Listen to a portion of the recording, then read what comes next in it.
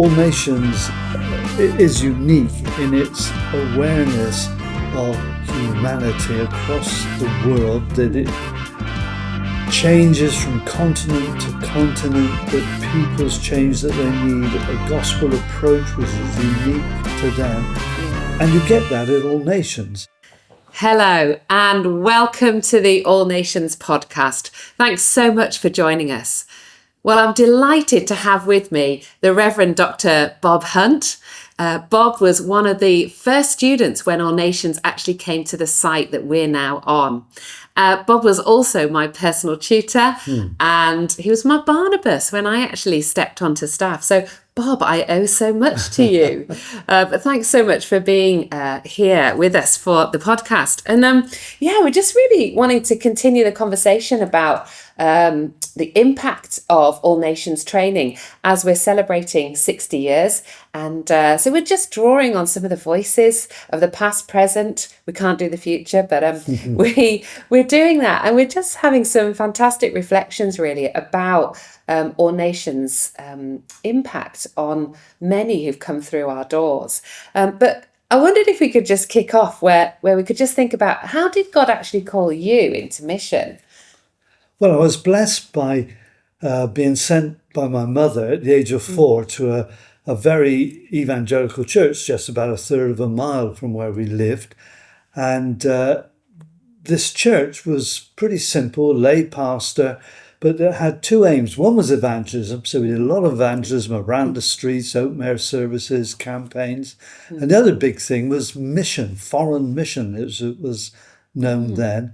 And the great epitome of arriving was to serve overseas. And so I grew up in that atmosphere of evangelism and mission. So I was greatly blessed by that. Yeah, okay, that's really interesting. I mean, church life does impact on how we're shaped and what our understanding is of mission, I know. And so what age were you when you actually felt that you needed to have mission training? It grew more and more. I worked in the Inland Revenue when I left school. And during my time there, I felt there's got to be more to serving the Lord. I tried to be a good civil servant, but and witness when I could, but I wanted to do something more. And so by the time I was 22, I felt, let's move on. Let's get some training. Yeah, and you chose All Nations. Yeah. How did that come about? Well, that's interesting because I looked in various Christian magazines and newspapers for the adverts from other Bible colleges, London Bible College, Bible Training Institute, what was then, or what has become Moorlands.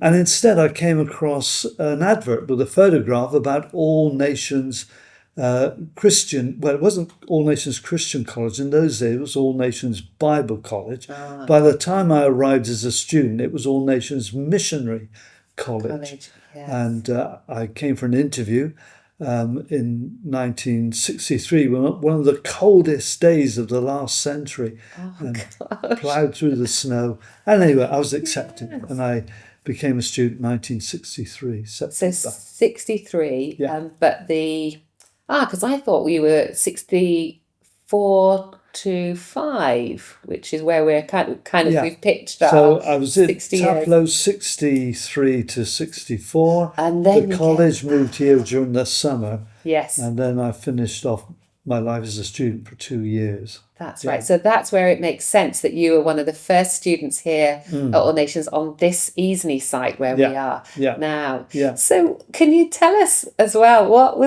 describe a typical day in the life of an All Nations student back then? Because, I mean, I'm sure there are things that are similar, but also very different very now different. as well. Yeah. Well, the age was different. There was still deference, i.e. you respected those who were older than you and generally did what they said. So students at All Nations, at 6 o'clock a bell would go. The head student would go around ringing a bell in all the bedrooms. And at 7 o'clock there be physical exercises. And if the weather was fine, would be outside, and that included a little run and a rough game of football. Already it was very busy by the time you got to breakfast. You'd already done a lot of stuff.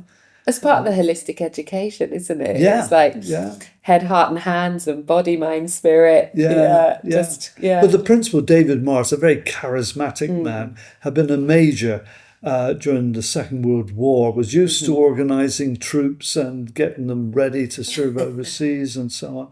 So he brought that bit of a military regime with him when he became principal. I don't know what our students would think of that today. I can't imagine half of them getting up at 6 o'clock, but I could be wrong. I know some still go around for a jog in the early hours or later in the day, but the idea of military exercise and being on the lawn in front of everyone doing your star jumps and stuff. And of course, sport was very important. I loved playing football, and we opened up the playing field here. It had been neglected for years, and there were flints and stones all over it. And so David Morris got all 30 of us who were students in those days to go hands and knees across the field picking up these stones.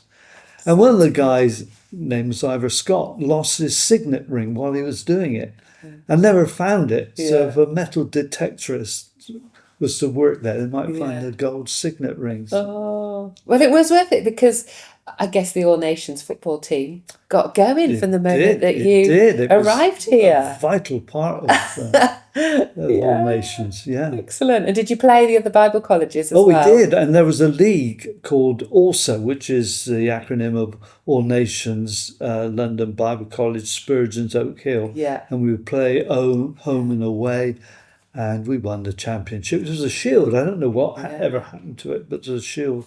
And we won it several times. Well, until very recently, there has been still healthy competition. I don't think we've had a team for a couple of years. Sort of post-COVID, it's a bit of a stop-start. But over the years, and certainly in my time as a student, the football team were a big part of being here at All Nations and the many extracurricular activities. And the volleyball was always important. Of course. And you were the champ quite a few times, weren't you? Well, I wasn't, my tutor group wasn't the champions until about the last 3 years of my life. I thought, well, not my life, my time here at All Nations.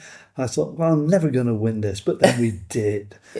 All was well after that. All was well. I don't know if that was the year I was in your group, but not being a volleyball player, I probably wasn't. But I do remember you winning. So it was in the time that I was here as well, which was sort of 2000 to 2002. So, So, I mean, and as well, just back thinking about the life of an All Nations student then, I mean, obviously you say, starting the day with exercise, excellent. And the extracurricular side of it was still a very important part of having a rounded education. But what kind of subjects were you actually studying? I mean, it'd be good to hear kind of like how that compares with what students are learning in some ways today. it was the same as biblical studies of Old Testament, New Testament. And we had some great tutors, above all Reverend David Paulson, who absolutely changed my understanding of Scripture. I do thank God for his role in my life and the life of so many.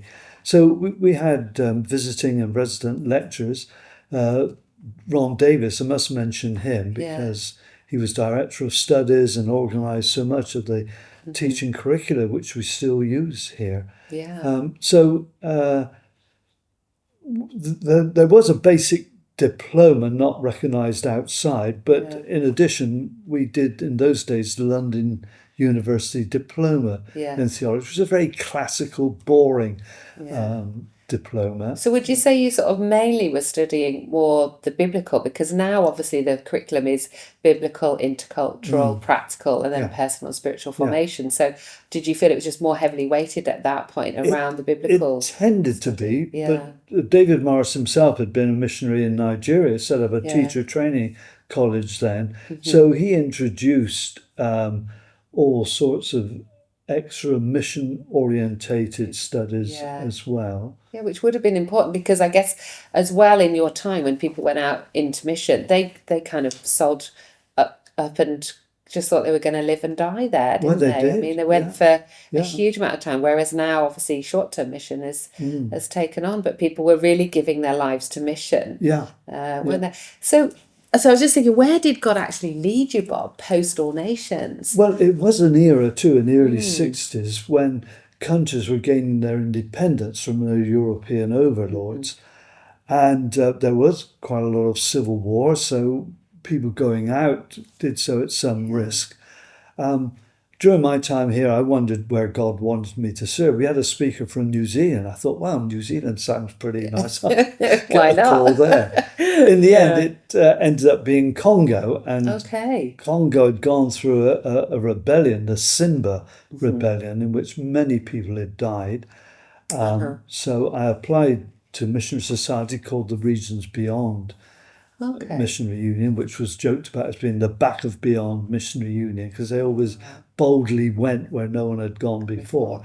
Oh, God. So, was that their tagline? Yeah.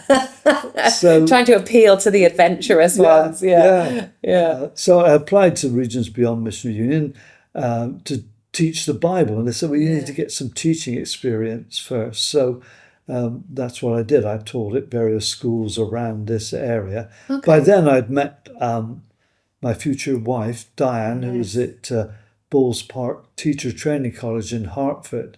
And they were an all-female college. We were an all-male college. So it was natural that we were magnetized and drawn together. And quite a lot of students of my era found their wives, their future wives there. So I met Diane. She was a local teacher. I was a local teacher. We got married. And for 2 years, besides teaching, I was lay pastor of a little chapel called Anstey.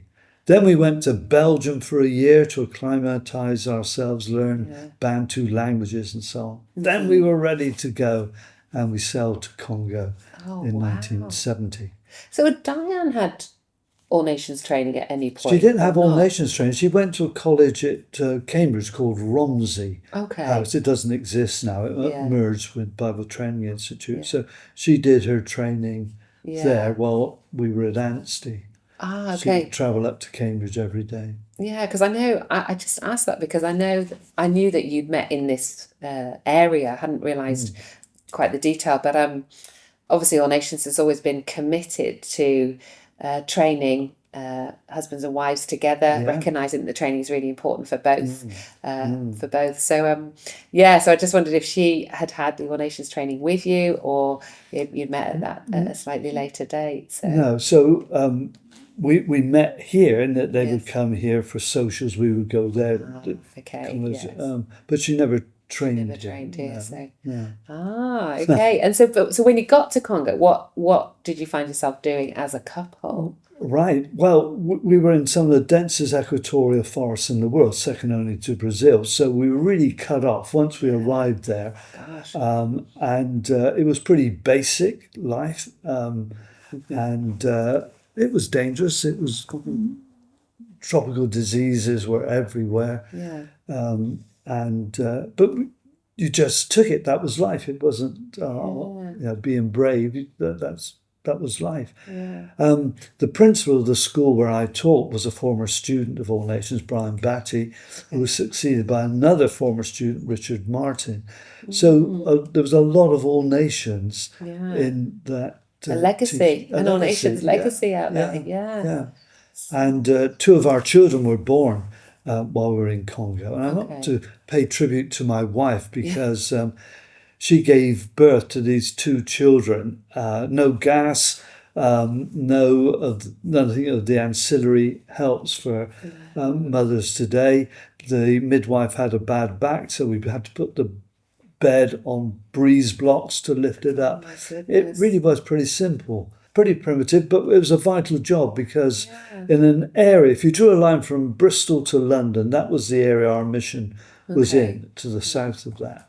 And we were at a secondary school churning out future school teachers for the church. Fantastic. Can you still speak the language?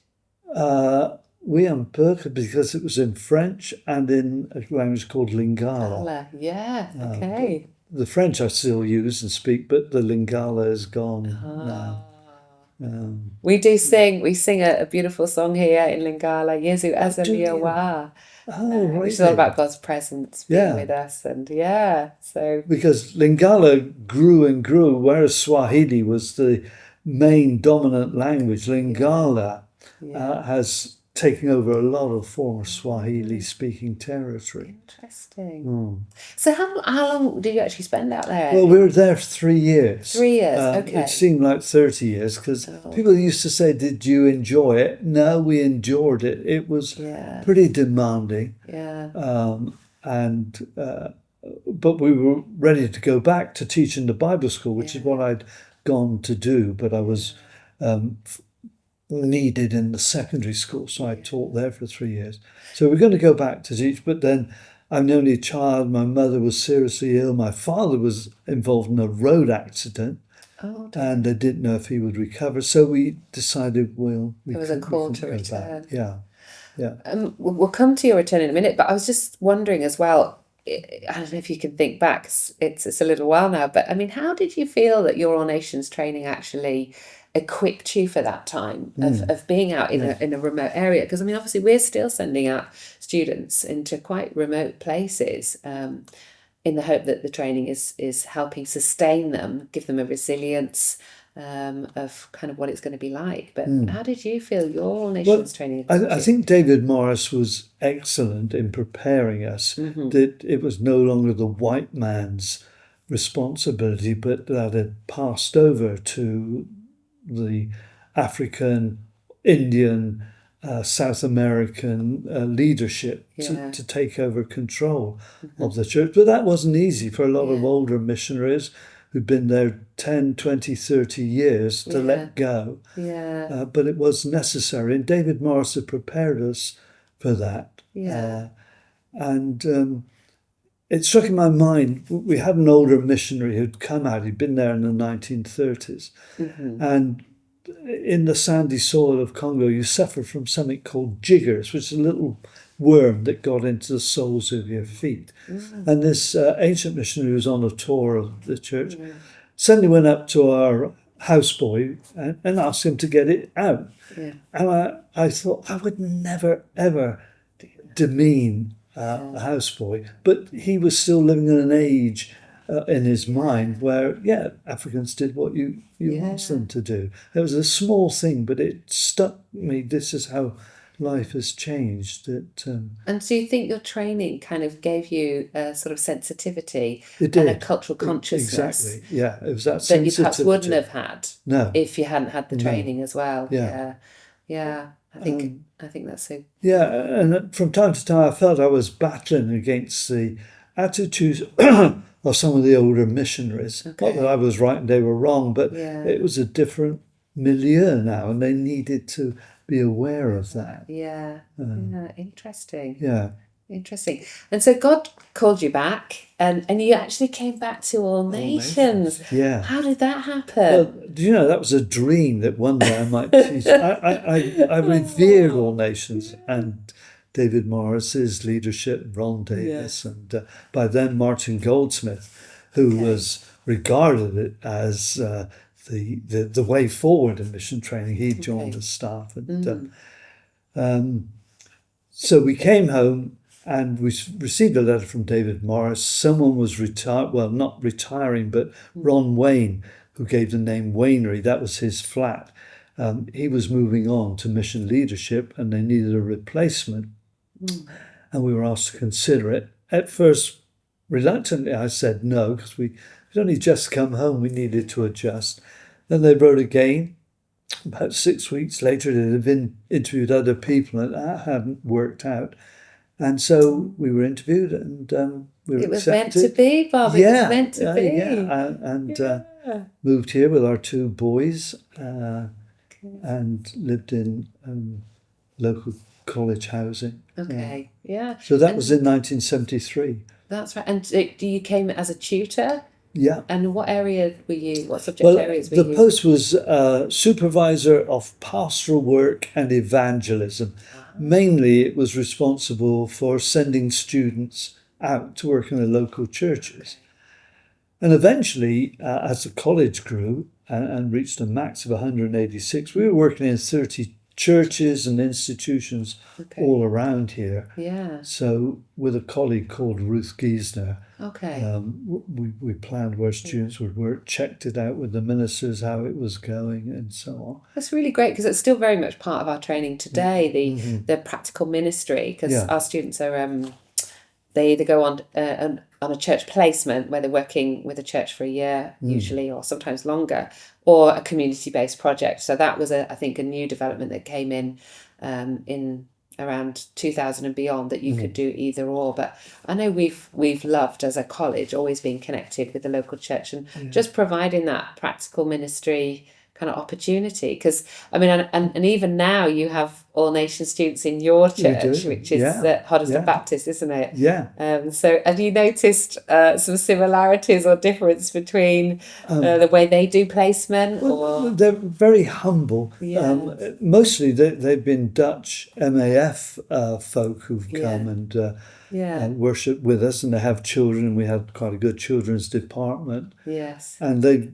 taken an Sunday evening over to explain what they were doing. And I was very impressed by their professionalism and yet their humility and their surrender to the Lord. And I thought, things haven't changed that much. It's still that spirit of submission to the Lord, submission to his world, and a willingness to go. That is so encouraging. And I know Hoddesdon Baptists have been brilliant at also continuing to support many of our students. I know that you've got all nations students, former students on your mission board. You're still connected with them. Even some students in my time who were there. I know it's been a very supportive church and a great partnership actually with all nations. So for which we're thankful for, and like I say, we're thankful for all the partnerships that we have with our local churches. They are great, and we couldn't do this without them. So so we've been at Hoddesdon Baptist now over 30 years. Twice I've been acting pastor for a couple of years.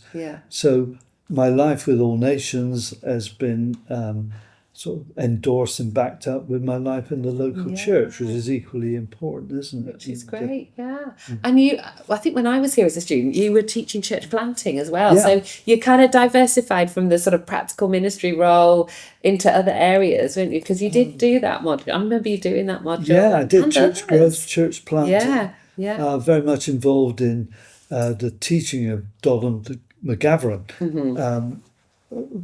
From the States, from Pasadena School of World Mission, and introducing the principles of church growth, more of the observations, why the churches grow at certain times and not at others, why do some churches grow and other churches not grow. These are the basic questions of church growth. So we taught that, church planting. But I still did a lot of admin, and I've always looked at, God kindly gave me 5 years in the Inland Revenue to teach me admin.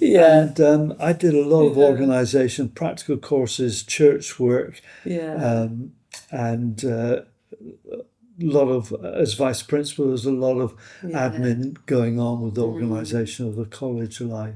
I think by the time I'd arrived, that's when you had taken on the mantle of vice principal, which I did it for 15 years. So it was a great privilege, and served with David Harley and Chris Wright and Joe Capolio. These were great men of God, and having the privilege to work alongside them was great. Fantastic. And so you must have seen the college evolve and change. Sure. Because you were here for, was it a total of 31 years, you said? Or was it 32? Well, 33 years on the staff, and then I taught part-time when I retired. That's right. So, I mean, Bob, you've nearly spanned the 60 years. So, you pretty much have. But, so, I mean, you must have seen some things evolve and change in the time that you were serving here, and particularly as vice principal. I mean, is there anything that comes to mind that you thought, there were a couple of turning points where we made some decisions to change the training?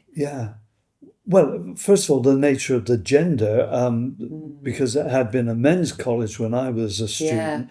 By the time we come back from overseas, it had merged with Mount Hermon and Ridgelands. And so females were now here. In fact, they were in greater number than the single males and married couples. Go girls! Yeah. Amen. And yet even in those days, there was still a fallback because you had a senior male student and an assistant female student, sort of male superior to female. And there were little things like that which gradually needed to be eroded. And it used to be called the girls' hostel. And that was sort of deemed to be not appropriate now for mature women. So I don't know what it's called now. What's it called? Well, we don't sort of separate. We have Oak House. It's really the buildings. Yeah. I mean, obviously sensitive to where we place students, but there's no sort of separatist language or anything like that. But that was just one little example, and and of course there were female staff as well. Yes. People like Margaret Jones, Jan Stafford, who introduced pastoral studies, which was a breakthrough, guided by Dr. Frank Lake of Nottingham University, that sociological understandings of psychology could be helped in the Christian world as well. Yeah. So what Jan Stafford, Margaret Jones did was pioneering the study of Christians and pastoral understanding. And I guess all of that was helpful for the ongoing sort of sustainability of people when they went out in mission, and resilience training, understanding of things like culture shock, transition and change, all of that, those are things that have been preserved in our curriculum today so that people are prepared. But I guess as well with each principle there must have been a flavour, a different essence about the college in terms of the way the college was led or the emphasis that each one brought. I mean, obviously somebody like Chris Wright was probably bringing that biblical basis of mission in, wasn't he? It really strong grounding. Yes. I don't know if you noticed anything else in him or in any of the others. Just going back to David Morris. David Morris was wild and charismatic and pioneering. I mean, you could sit and have a meal with him and he'd pick up some peas from his plate and he'd throw it at students. He was like that. And there was a guy called Tom Paget who worked here, a legend in his own lifetime on maintenance. And David got the guys to jump on Tom one day at the end of an afternoon's work, tie him to a tree and turned a hosepipe on him. And those sort of crazy things. And where's the respect, Bob? Where's the respect? David got Martin Coulson, I think, was lecturing in what is, I don't know what room it is now, Chris Wright room downstairs. Yeah, Chris Wright upstairs. Right, someone got downstairs. Yeah. Someone got a soft toy in the window upstairs and let it down so you could see through the window. So Martin's lecturing and there's this animal going up there. So there was that sort of spirit around. And David Morris was a great pioneer and a wonderful guy. When he retired, Ray Windsor, Dr. Ray Windsor, who'd been a New Zealander working in India, he established the rule that all students here should have a mission call. Before that, it was understood that accepted students were going to go into home ministry. And it was during Ray's regime that it became a principle. That you had to feel called overseas. Ray was only here 3 years. A great doctor, physician, musician, very gifted in so many ways. He had to leave suddenly to help with his mother and mother-in-law in New Zealand, and David Harley, who had joined the staff, took over then. David worked amongst the Jews and had a great love for the Old Testament.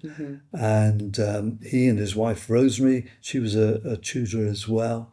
There was a time of great growth in the numbers, and they went up and up and up until it reached a max of 186 one year. So David was doing that. And had a profound influence. And then when he retired, Chris Wright, who'd also been on the staff as Director of Studies, Chris took over, and as you know, a tremendous teacher of Scripture. I used to remember going in Monday morning to, what's it called now? Kick-off? We call it kick-off, but I think it was called Family Focus wasn't it?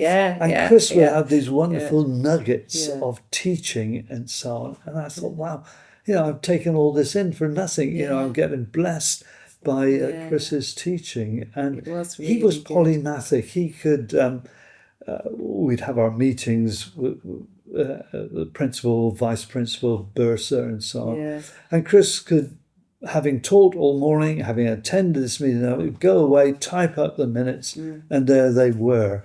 Yeah. And he could sing. He loved to sing old Irish melodies and play and so on. So, yeah, he was gifted as well. Yeah. I was very thankful, actually, for Chris Wright, yeah. When I was here as a student, particularly, and actually getting that grounding in the biblical basis for mission. But then, and I loved his Mission of God book. I thought that was fantastic. And and I came back to it actually when I was completing my doctoral studies, and found it just a great source of wisdom and help, as I was actually thinking a lot more about context of worship. But he just really inspired me afresh, and it was really great to be able to thank him for that as well. Yeah. So. Yeah. And can I just add that Chris was succeeded by Joe Capolio. Yes. Joe from Zambia, the first black African to lead any Bible college in the UK. Yeah. And Joe was a constant reminder of how universal the gospel was concerning racial issues and so on. Global theology, writing a Bible commentary from an African point of view. Yeah. And so Joe had his own rich taste to all nations as well. And a pastoral heart. I mean, so Joe, because I was here had 1 year of Chris, and then Joe stepped on staff for my second year of study. So it was really, I was privileged to be under them both. But it was really good to see Joe's pastoral heart and real care as well, which really came out when he was a principal too. So, and there've been more, of course. So after Joe, there was Mike Wall, and then after Mike, there was Andy Dipper. Yeah. And now we're in the waiting space. We're on the cusp of the next one, which is exciting. Well, Bob's kind of coming into land. I know that you're still very connected with the college. I mean, you live down the road, so you're still popping up to our coffee shop, which is fantastic. You're attending our events. You're still engaging with our students, which we're so thankful for. And we still come and have you come and preach here. We celebrated your 60 years not so long ago as well. So, but I mean, if there was something that you would recommend to others, if they're thinking about mission training or are just thinking about all nations, is there kind of one thing that you would say, this seals the deal. This is why you should consider all nations? Well, all nations is unique in its awareness of humanity across the world, that it changes from continent to continent, that peoples change, that they need a gospel approach which is unique to them. Yeah. And you get that at all nations. It's aware, it brings in people who can teach from all sorts of perspectives. The spirit of humility and servanthood has always been important, and I think that graces the life of the students as I meet them. A humbleness, a willingness to help, and so on. And that does make all nations unique in the character formation of its young, not always young, but mostly young people. And we emphasize that it's, spiritual formation is right up at the top there. And of course, academically, it's at a very high level. Year after year, it gets great approval from the Open University. We get great results because we've got great students, Bob. And under the leadership of Sam Kuti over the last few years, you've got the input again from an Indian perspective. That's right. I know we are indebted to Sam, who's been holding the fort and who's been vice principal now for 2 years. And I was Barnabas to Sam as well. That's what Phil was so we can all join the Barnabas crowd. Oh, well, Bob, it's been great. It's been great to go a little bit down memory lane with you, and just, to see you still flourishing post your time at All Nations. To know that you're nearby is always a great source of comfort as well. But it's been really great chatting, and thanks for just highlighting some things that I think are really helpful for people who'll be listening in. And if you've enjoyed listening to that long list of principles that we've been drawing on as well, we've got a great celebration day celebrating 60 years of All Nations mission training on Saturday the 31st of May. We're having a day where we're going to have a celebration service, afternoon tea. We've got lots of mission organisations coming as well to be here and to help mobilise you into mission or give you an idea of what mission looks like today. And we mentioned David Harley earlier as well. David Harley, a former principal, is going to be our guest speaker and is going to be reflecting back on some of the important things about mission training over the years. So we'd love you to be part of the day. If you can't make it in person, you can stream in to our service, which will be at 2:30, and you can be part of our global chat room. Stay connected. We'd love to have you there. We'd love to see you again. Thanks ever so much.